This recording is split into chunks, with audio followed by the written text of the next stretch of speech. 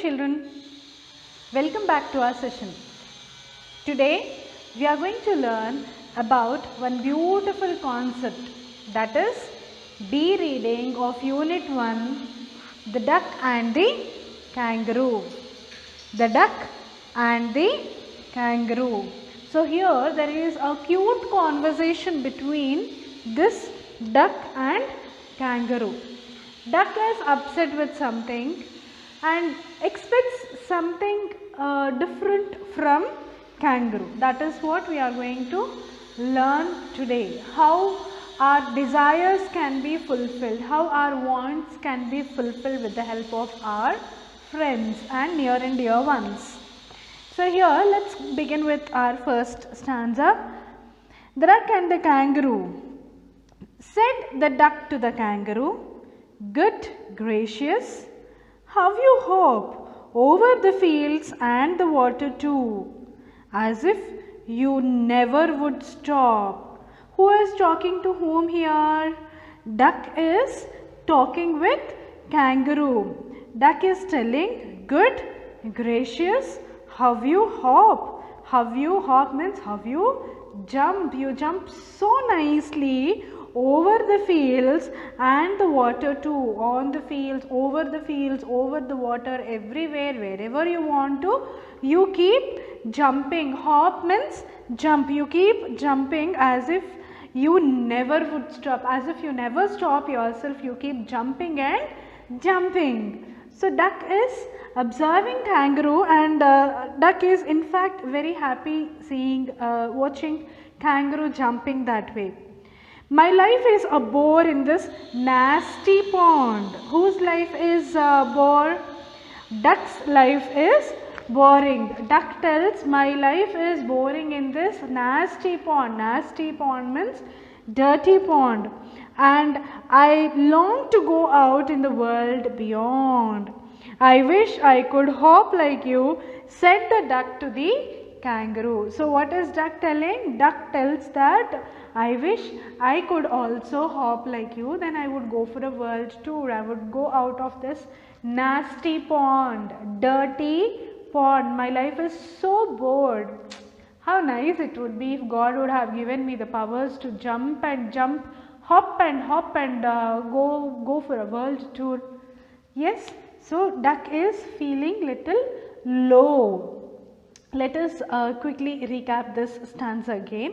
Said the duck to the kangaroo, "Good gracious, how you hop over the fields and the water too, as if you never would stop. My life is a bore in this nasty pond, and I long to go out in this world beyond. I wish I could hop like you," said the duck to the kangaroo. I hope we are clear with this first stanza. Let me move on to the second one. Please give me a ride on your back. Who asked? Duck asked kangaroo to give for a ride on its back. Said the duck to the kangaroo, I would sit quite still and say nothing but quack. So if you observe, ducks say quack. They make the sound quack, quack, quack. So what is this duck trying to convince with this kangaroo? Duck tells, why don't you take me to a ride? I will sit on your back very quietly, very silently. I would sit quite still. Still means without movement, without moving. I will become still. I will become a rock kind of structure. I will become, as I said, I will remain the same way, but I will be just saying quack, quack, quack. Always ducks tell that. Yes, as we speak, as we breathe, for ducks that is must. So it tells, I will sit still on you, but I will just say quack, quack, quack. The whole of the long day through. So look at this for duck. Duck tells, the whole day we will go out for a tour. I am bored in this nasty pond. I can't hop like you. So I expect a tour on your back for a whole day. The whole of the long day throughout the day. And we would go to the D and the Geliboli. Geliboli and D are the places where duck wants to visit, make a visit. Okay, over the land and over the sea. Please take me a ride. Oh, do, said the duck to the kangaroo. So the poor duck is requesting kangaroo to take for a ride on its back. It want to sit. It promised that I'll sit still on your back. I'll not move. I'll just say quack quack, and we will go for a whole day tour. Like whole day we will be roaming outside, over the water, over the sea, over the land. Okay, and we would go to the place. What is the name of that place, children? D and the Geliboli. D and the Geliboli. Like how we have different names to different places, the same way here D and the Geliboli is the name of the place. Okay, moving on to the third stanza. Said the kangaroo to the duck, this requires some little reflection. Perhaps on the whole it might bring me luck, and there seems but one objection, which is, if you will let me speak so bold. So what is happening here? Kangaroo is also happy with this talk. Kangaroo tells, yes, perhaps this might bring me luck. Maybe I may get some luck after this tour, but there is one objection, and if you want me to tell that objection very clearly in a bold way, tells that your feet are unpleasant, wet and cold. Whose feet? Duck's feet. Duck always lives in water. So duck's feet is always wet and always cold. So kangaroo is telling that your feet is unpleasant, always wet, always cold, and would probably give me the rheumatis, said the kangaroo. Rheumatis is a disease, name of a disease, nerves, disease related to nerves. Chillness is called rheumatis. So what is kangaroo telling? Kangaroo is perhaps very happy about this trip, but what is happening, just one point is restricting kangaroo from this world tour. What is that? The cold, always wet, unpleasant feet of duck, and it is in fact scared that this chillness of duck's feet may lead to the disease rheumatis. Okay, this is frightening thing for kangaroo. This is the only thing which is obstructing or restricting kangaroo to take duck to a world tour. Said the duck, as I sat on the rocks, I have thought over that completely. See, the duck is so smart. So what is duck telling? Yeah, I know that clearly. When I sat on the rocks, I observed it completely. As I sat on the rocks, I have thought over that completely. I thought about it also, what to do. And I bought 4 pair of worsted socks which fit my web feet neatly. So duck already had a plan of having this conversation with kangaroo about world tour, and duck also thought what might restrict or what might be an obstacle to go for this world tour. So when duck sat on the rock, it had a thought, yes, my feet is always cold and this might cancel the tour. So I already thought, duck tells, I already thought about this when I sat on the rock. So I bought 4 pair of socks to wear. When I wear and sit on your back, you will not be caught by cold. And to keep out the cold, I have bought a cloak, and every day a cigar I will smoke. All to follow my own dear true love of a kangaroo.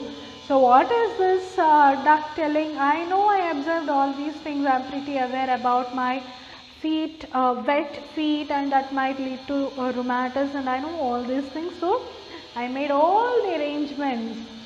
I brought socks to wear, and to avoid this chillness in my body, I cigar every day, means I smoke every day to make my body warm. Then what happened? Kangaroo tells, said the kangaroo, I am ready, all in the moonlight pale. But to balance me well, dear duck, sit steady. So what is kangaroo telling? Kangaroo is telling that yes, then let's rock the trip, let's go for a world tour, and to balance properly you should sit steadily, my dear duck. You should sit at the end of my tail. So away they went in a hop and a bound, and they hopped the whole world 3 times round. So not once, not twice, they went for a world tour thrice. And who so happy? Oh, who? As the duck and the kangaroo. Who will be happy here? Both duck and kangaroo, both will be very, very happy. It is duck who made the things possible for a world tour, and it is kangaroo who made the things possible and who took that dynamic step of going for a world tour. Not once but thrice, 3 times these two creatures have gone for a world tour. So how many of us are planning for a world tour? Is that possible now? I don't think so. You all should grow up, you all should get settled in a very good position in your future time, and then go for a world tour along with your parents and your family. Okay? So don't go all alone, go along with your family members. That is the best time you will spend. Not if world tour is not possible, go for a tour in India. That will be a memorable time in your life. Okay? So that's all about the topic, the duck and the kangaroo. And in page number 18, we have about the poet. Edward Lear was a British artist, illustrator, author and poet, renowned today primarily for his literary nonsense in poetry and prose. In his childhood, he suffered from ill health. See, all the time these poets or authors, most of the things what they write will be directly or indirectly connected to their life. Whatever they write, children, that must be their own experience, what happened in their life, or they must be witness of that, or they must have observed that in someone who was close to their heart. Okay, in their neighbor's family, or in their relative's family, or in their family, or with he himself or she herself. It is all their experiences. One experiences can make a beautiful story, can frame a beautiful poetry. So all these poets, it is all mixture of their experiences. So here if you observe, Edward Lear also suffered from ill health during his childhood days. Maybe because of that, maybe because that thought registered in his brain, he added the name of the disease rheumatis in this. Somewhere or the other, their experiences will reflect in their writing. And shall I tell you something which is a very secret thing what I observe?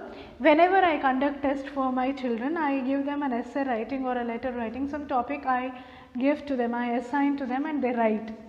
And you students, children, you will write your experiences. Just observe. When a topic is given, whatever you know, you will write. Yes, how do you get to know? It is your experience, and you will add your imagination to that. So, to know about a person, ask them write something, give a topic, ask them write, all their life experiences will come onto that paper. That is one of the best things I observed in my teaching career. To know the psychological condition of a student, throw an essay, they will write and give it back to you. You will know what kind of psychological situation they are undergoing. Okay, so after a long decline in health, he died of heart disease, and on and on and on about the poet. So here I request you all to read this poem, underline wherever necessary the difficult words, and write meanings to them. Of course, here we have our glossary too, and make your own self-study notes. Thank you, students.